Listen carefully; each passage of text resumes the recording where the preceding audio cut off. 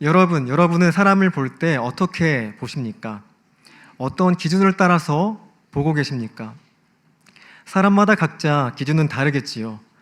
나와 맞는 사람이 있고 맞지 않는 사람이 있습니다. 나랑 가깝지는 않지만 저 사람은 옳다고 보이는 사람이 있습니다. 또는 특별히 주는 것도 없는데 왠지 밉거나 싫은 사람도 있습니다. 그 중에는 나에게 해를 끼치는 사람도 있고 절대로 저 사람과는 연관되지 말아야 되겠다 싶은 사람들을 발견할 때도 있습니다. 이제 이 질문은 다시 또 이어집니다. 그러면 그때 내가 다른 사람들을 그들의 행동을 보고 판단하는 내 기준은 무엇입니까? 어떻게 그 사람의 행동을 해석하십니까? 나에게 선의를 가지고 있는지 악의를 품고 있는지 아니면 무관심한지 어떻게 생각을 하십니까? 그리고 그 판단에 따라서 여러분은 상대에게 어떤 반응을 내보이십니까? 오늘 하나님은 우리에게 물어보십니다. 너는 그 사람 안에 있는 생명을 보고 있느냐? 내가 사랑하라고 맡긴 이웃을 어떤 모습으로 보고 있느냐? 여러분, 하나님을 사랑하시죠? 아멘. 사랑하신다면 동일하게 이웃도 사랑해야 합니다. 하나님 사랑과 이웃 사랑은 가장 큰 계명과 둘째 가는 계명으로 우리가 받은 것입니다. 예수님은 마가복음 12장 30절 31절에 이 말씀을 주셨습니다. 또 오늘 본문 레위기 말씀에서는 하나님께서 같은 말씀을 주십니다.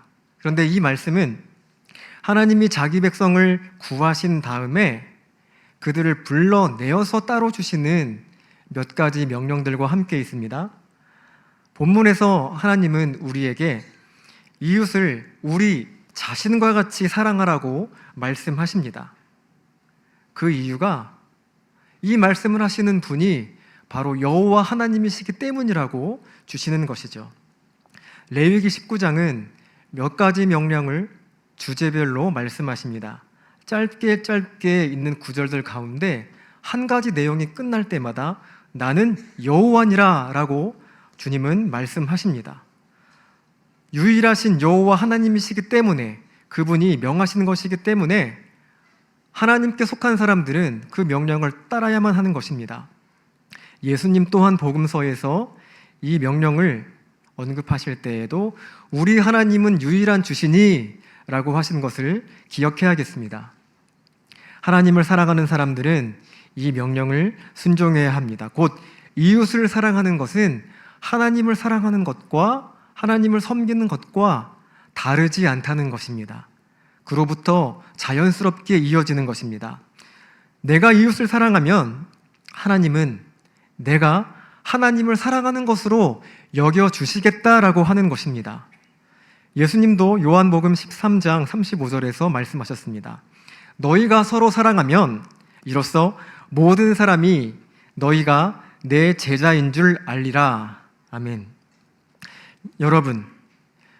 여러분은 분명히 하나님을 사랑하신다고 조금 전에 고백하셨습니다. 이제 이웃도 사랑을 해야 합니다. 더불어서 형제를 사랑하라고도 하시면서 또한 원수도 사랑하라고 말씀하셨습니다. 이제 오늘 본 말씀과 함께 우리는 이웃 사랑에 대해서 세 가지를 알아보고자 합니다. 첫 번째는 이웃이 누구인가에 대한 것입니다. 두 번째는 사랑한다면 견책하라는 것입니다. 견책은 이웃이 그 죄에서 돌이키게 할 기회를 주는 것입니다. 마지막 세 번째는 나 자신처럼 사랑하라 라고 합니다. 이것은 곧 나의 생명과 같이 여기라는 뜻입니다. 첫 번째로 내가 사랑할 이웃은 누구입니까? 여러분, 예수님 당시에 많은 사람들은 이웃의 범주를 매우 제한적으로 이해했습니다. 나와 같은 민족, 신앙이 같은 사람, 같은 율법을 지키고 같은 이 공동체 안에 있는 사람들을 중심으로 이웃을 생각했습니다. 그런데 하나님은 생각이 다르셨습니다. 예수님께서 그 부분을 정확히 짚어주셨습니다. 이를 위해서 누가복음 10장을 함께 보겠습니다. 한 율법 교사가 예수님께 찾아옵니다. 그는 예수님 앞에 영생을 얻기 위해서 율법이 정한 바가 무엇인가 예수님과 대화 중에 잘 정리해서 답을 합니다. 하나님을 사랑하고 이웃을 사랑하라 라고 하는 것입니다. 예수님은 맞구나, 그대로 실행하라, 그러면 살리라 라고 말씀을 해 주십니다. 누가복음 10장 29절에 보니까 이 율법교사는 조금 더 나아가 자기를 옳게 보이려고 이렇게 질문합니다. 그러면 내 이웃이 누구입니까? 예수님은 도리어 그 사람에게 물어보십니다. 그 이야기는 이렇습니다. 강도 만난 사람이 있었는데 거의 죽게 되었습니다. 그를 지나갔던 제사장, 레위인, 사마리아 사람, 셋 중에 과연 누가 이웃이냐고 물어보시는 것입니다. 누가복음 10장 37절에 그 답이 있습니다. 답은 무엇입니까? 정답은 자비를 베푼 자입니다. 신분이 아니라 자비를 베푼 자입니다. 어쩌면 율법 교사가 예수님과 대화하며 질문을 하고 듣고 싶었던 말은 이것일 수 있습니다. 특정 신분, 내가 속해 있는 나의 믿음, 이런 것들을 가지고 율법을 자신이 얼마나 잘 지키고 있는지를 의롭게 드러내 보려고 했을 수 있습니다. 그러나 예수님은 어떤 마음을 가진 자가 이웃인지를 우리에게 들려주십니다. 제사장도 레위인도 강도 만난 사람을 보았지만 피하고 지나갔습니다. 그러나 사마리아 사람은 도와주었습니다. 유대인들이 보기에 율법에서도 어쩌면 하나님의 구원 가운데에도 저 사마리아인들은 멀리 있을 것처럼 보았겠지만, 그러나 그런 사마리아인은 피하지 않고 도와주었습니다. 그의 불쌍한 처지를 보고 실제로 행동을 한 것입니다. 이제 제사장 레위인들이 왜 피했는지 그 본문에서는 말씀해 주지 않으십니다. 아마도 정결 문제를 염려했는지, 아니면 혹시나 아직 남아있을지 모를 강도가 두려웠는지 우리는 알 수 없습니다. 다만 분명한 것은 그들이 그 강도 만난 사람을 보았지만 그냥 지나쳐 갔다라고 하는 것입니다. 사마리아 사람은 불쌍히 여기고 심지어 그를 살리기 위해서 많은 애를 씁니다. 처음에 드린 질문, 사람을 볼 때 어떻게 보십니까? 이 질문은 예수님께서 누가 이웃인가? 라고 물어보신 질문과 이어지는 것입니다. 사람의 딱한 처지를 보았을 때 거기에서 만약 여러분이 주저하고 피하셨다면, 과거에 그런 일이 있었다면 그때 여러분은 왜 그런 이유로 그렇게 피하셨습니까? 불쌍한 마음이 들었는데도 돕지 못하고 돌아섰다라고 하면 여러분들이 그 사람을 볼 때 어떠한 마음, 어떤 여러 가지 생각들이 여러분의 마음을 채웠기 때문에 그렇게 돌아섰던 것입니까? 율법 교사가 그랬고, 또 저도 여러분도 이웃이라고 한다면 이렇게 생각할 수 있습니다. 이 사람은 나와 이런 관계가 있으니까, 또 나와 이런저런 좋은 것들을 공유하고 있으니까 이웃이라고 당연히 보아야지. 그래, 이웃이니까 그가 나한테 도움도 주니까 나도 또한 반응해서 도움도 주어보고 사랑을 해야겠다. 혹시 이렇지는 않으십니까? 그러나 예수님은 관계나 조건을 생각하지 말라라고 우리에게 말씀을 하십니다. 도움받을 사람이 눈에 보인다면 돕는 것입니다. 그러면 그때 비로소 내가 그 사람의 이웃이 되는 것입니다. 그가 내 이웃이니까 돕는 것이 아니라 내가 도왔을 때에 내가 그의 이웃이 되는 것입니다. 작은 사랑 베풀 수 있는 사람이 있으면 그때 여러분 주저하지 마시고 사랑하시기 바랍니다. 그러면 내가 그 사람의 이웃이 되고 우리는 사랑의 관계로 들어갈 수 있습니다. 이제 이 말씀에 따라서 이웃 사랑, 거기에는 경계를 우리가 두어야 할 필요가 없어집니다. 사랑한다면 이웃이 되는 것입니다.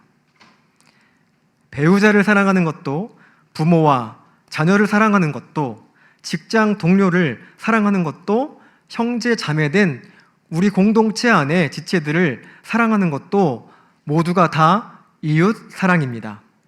본문 18절은 원수를 갚지 말라고 말씀을 하시죠. 심지어 예수님은 마태복음 5장 44절에 이렇게 말씀하십니다.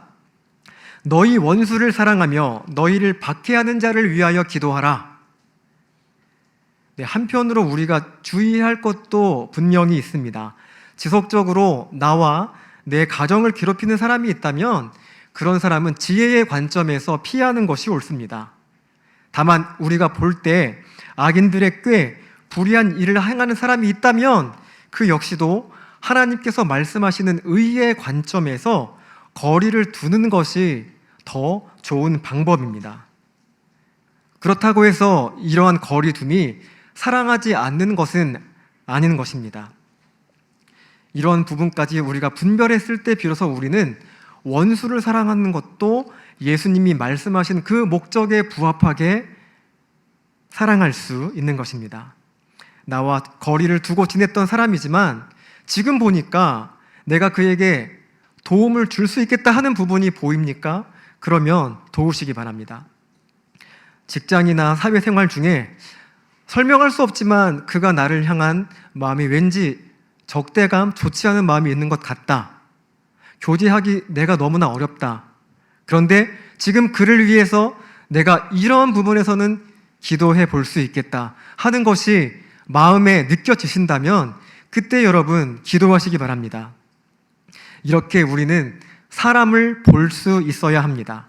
먼저 사랑함으로써 이웃을 만들어 가시는 주님의 사람들로 서 가시기를 축원합니다. 두 번째입니다. 사랑은 침묵하지 않습니다. 우리가 그를 견책하면 그를 죄에서 돌이키게 합니다. 본문 17절 하반절에 말씀하시죠. 그러면 내가 그에 대하여 죄를 담당하지 아니하리라. 아멘. 그렇게 했을 때 나는 그 이웃의 죄에 연루되지 않습니다. 내가 범할 수 있는 죄나 일정한 책임을 면할 수가 있는 것이죠. 그런데 여러분 잘 보십시오. 하나님은 우리가 단순히 죄의 책임을 면하는 데 그치기를 바라지는 않으십니다. 내 이웃이 죄를 지어 심판의 길을 가지 아니하도록 마땅히 내가 역할을 해야 할 것이 있는 것입니다. 그가 형제인 경우는 물론이거니와 심지어 내가 원수와 같다라고 여겨질 때에도 우리는 그 사람을 향한 마음에 같은 마음으로 사랑으로 반응을 해야 하는 것입니다. 이것이 곧 이웃이 구원의 길을 가는 여정에 하나님의 뜻하신 길을 가는 가운데 내게 맡기신 것이고 내가 그 일에 일정한 책임이 있다라고 하는 것입니다.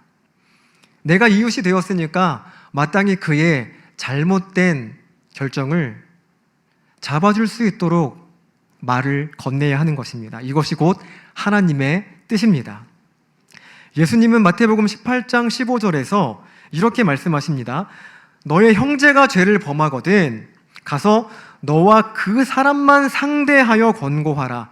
1대1로 하라고 하시죠. 남에게 먼저 알리지 말라는 것입니다. 먼저 권고해서 그가 돌이키라라고 하시는 것입니다. 만일 들으면 네가 네 형제를 얻는 것이요. 얼마나 귀한 일입니까? 이어지는 말씀에도 보면 듣지 않았을 경우에 두세 명의 증인의 이름을 가지고 하라.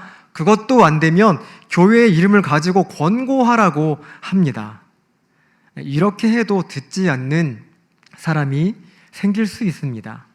그럴 때에는 예수님도 그런 자를 향하여 이방인과 세리와 같이 여기라라고 말씀을 하십니다. 이때 예수님 말씀하신 이방인과 세리는 예수님이 이들에게도 구원이 있다라고 하셨을 때에 겸손한 이방인 세리를 말씀하는 것이 아니라 단지 하나님의 법을 지키지 않고 주님의 나라에서 멀어지는 길을 택하고 있는 그런 사람으로서 보라라고 하시는 것입니다. 결국 우리의 어떤 노력에도 듣지 않는 사람들이 생길 수 있습니다. 그렇게 된다면 멀리해야 되는 경우가 생기는 것이죠. 그러나 그 전에 우리가 반드시 해야 할 것이 있습니다. 형제를, 우리 이웃을 인도해야 한다는 것입니다. 예수님은 그 일에 3차례에 걸쳐서 우리가 책임을 다하라고 말씀을 하십니다. 어떻습니까, 여러분? 이렇게 말하는 것이 여러분의 성정과 우리 인간의 본래 됨됨이와 잘 맞다고 보이십니까? 보통은 그렇지 않을 것입니다. 사람으로서는 하기 어려운 일이죠. 아담과 하와가 죄를 범했을 때 그 처음부터 그 부분이 우리에게 드러나 있습니다. 하와가 하나님 명령을 어기고 선과 악을 알게 하는 나무의 열매를 먹었습니다. 그것을 알게 된 아담도 아내가 주었을 때 같이 먹고 죄를 지었습니다. 창세기 3장 6절 말씀, 자기와 함께 있는 남편에게도 주매 그도 먹은지라. 네, 이 일 끝에 결국 두 사람 다 죄를 지었습니다. 제가 드리고자 하는 말씀은 얼마만큼 죄가 있다라고 하는 것보다도 먼저 이 두 사람의 각각의 범죄 사이에는 적어도 아담이 하와를 향해서 견책할 수 있는 기회가 있었다라고 하는 것입니다. 마찬가지로 우리에게도 그런 기회가 있지 않겠습니까? 아담이 하와가 한 일을 알고 즉시로 견책을 했다면 어떻게 되었을까요? 물론 이 말씀이 역사를 다시 쓸 수 있는 가능성에 대해서 생각을 해보자는 그런 정도의 이야기는 아닙니다. 다만 죄 앞에서 침묵하는 것이 얼마나 크고 무서운 일인지를 우리가 보자는 뜻입니다. 아담은 하와와 함께 있는 그의 남편이었지만 죄의 자리에서 아내를 이렇게 붙들어 세워주지 못하는 것입니다. 어쩌면 우리는 누군가를 사랑한다라는 그 이유 아래에서 특정한 부분에 침묵으로 반응하고 있지 않습니까? 그러나 그 침묵이 사랑이 아닐 때가 많은 것도 사실입니다.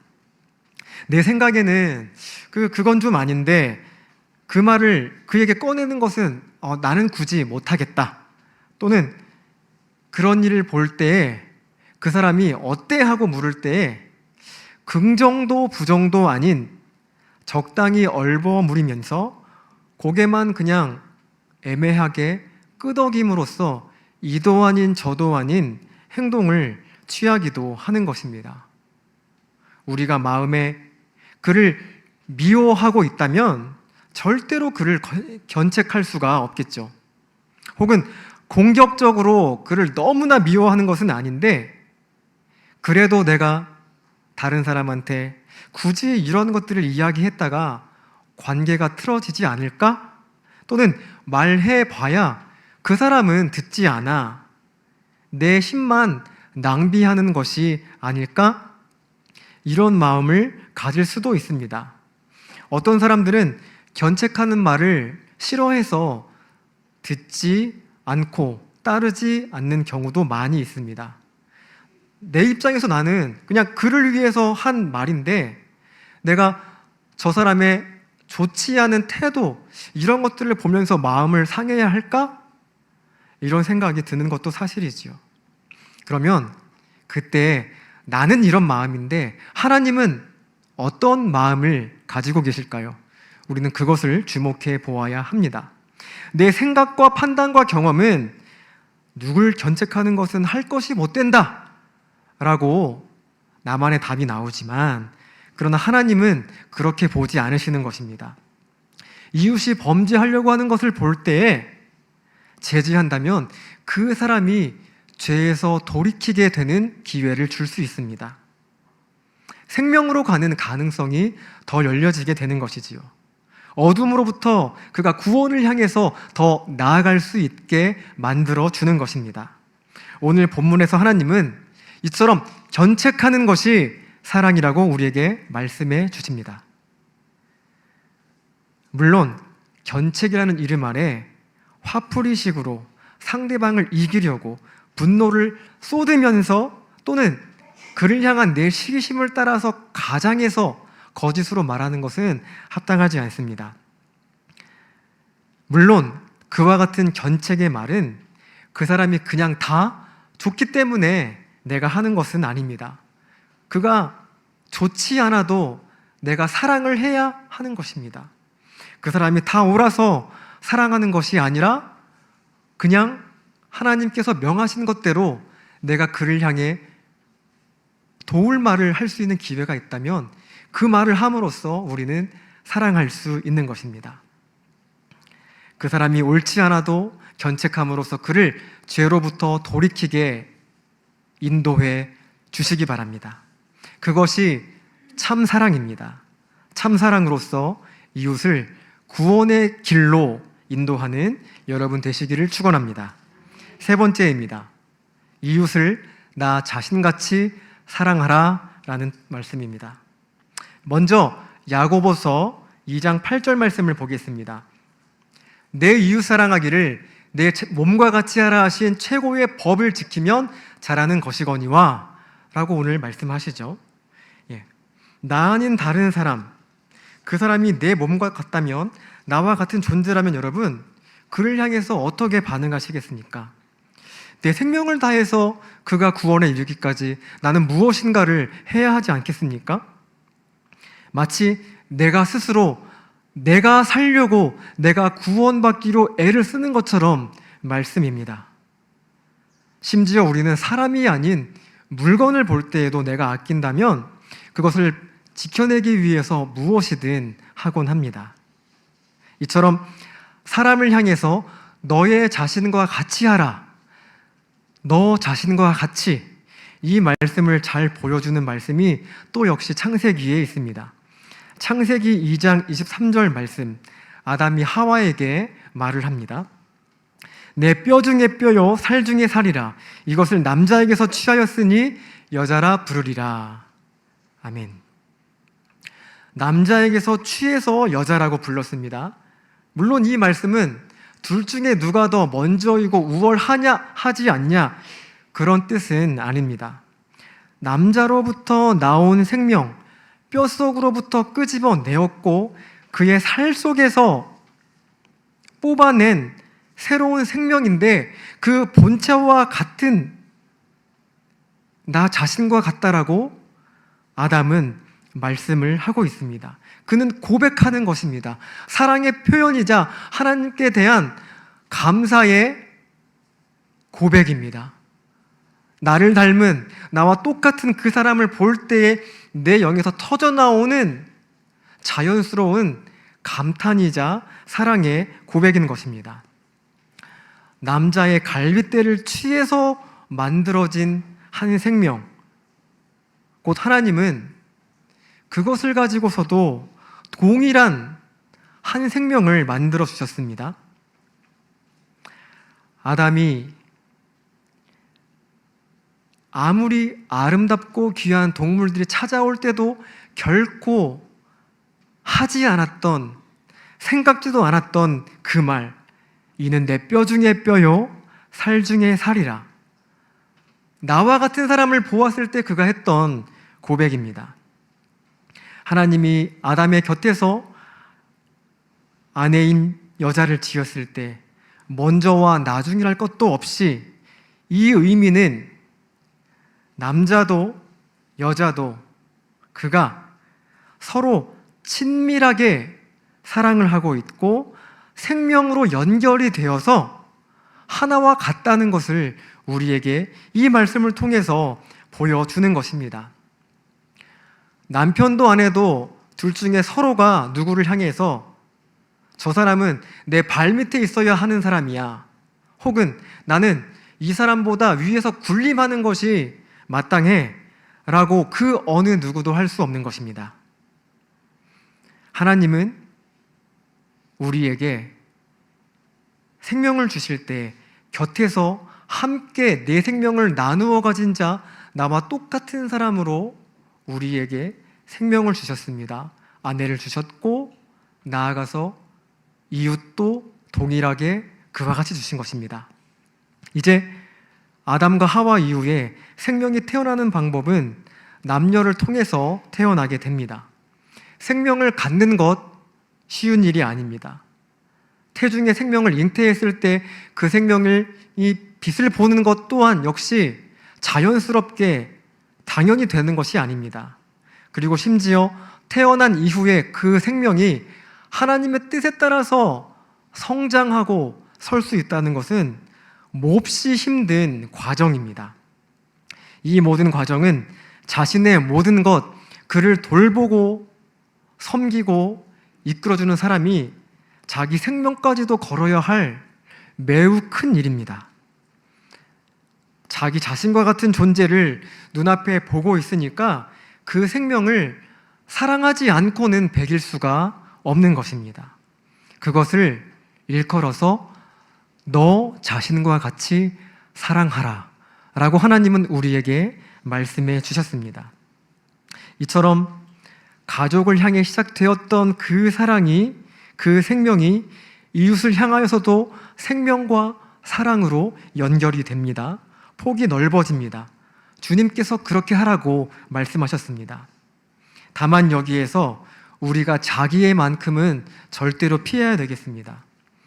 자기애가 강하다면 나 자신과 같이 사랑할 수는 결코 없습니다. 왜냐하면 나 자신과 같이라고까지 생각이 가기 이전에 이미 그는 나를 지키고 나를 위하고 나를 보호하고 나를 기쁘게 하기 때문에 다른 사람에게까지는 그 사랑의 그 마음이 갈 수가 없는 것입니다.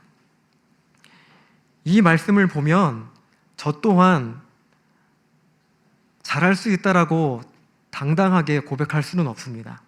저도 못하는 일이고 너무나 힘든 일입니다.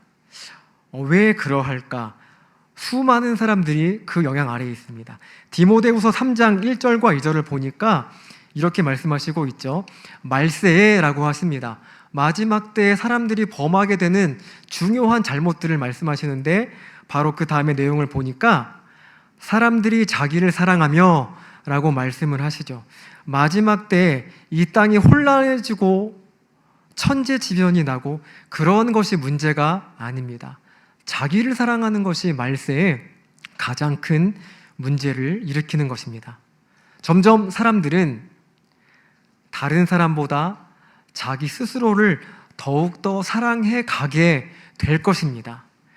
그러한 이 땅에 마치 정해진 방향 속에서 믿는 우리들은 어떠한 마음을 품어야 하겠습니까?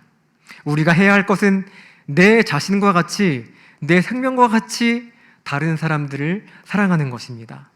그렇게 내 생명과 같은 사람이 있다면 우리는 어떻게든 그가 잘 되도록 옳은 길을 가도록 인도해야 할 것입니다. 이 과정에서 내 뜻대로 그가 움직이지 않는다라고 해서 그냥 두는 사람이 있을까요? 그럴 수도 있겠지만 하나님의 생각은 그와 다르십니다. 내가 어떻게 할 수 없는 부분들도 분명히 있는 것이 사실입니다. 그러나 그를 향하여서 내가 어떠한 마음을 품고 그를 어떻게 보는지가 중요한 것입니다. 하나님은 우리에게서 그러한 마음을 찾고자 하십니다.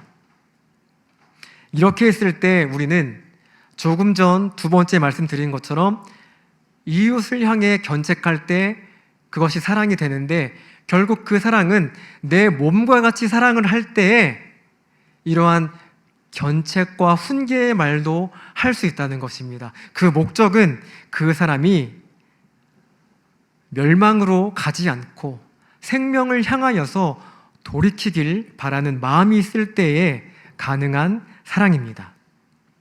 에베소서 5장 28절 말씀, 남편들도 자기 아내 사랑하기를 자기 자신과 같이 할지니 자기 아내를 사랑하는 자는 자기를 사랑하는 것이라. 아멘.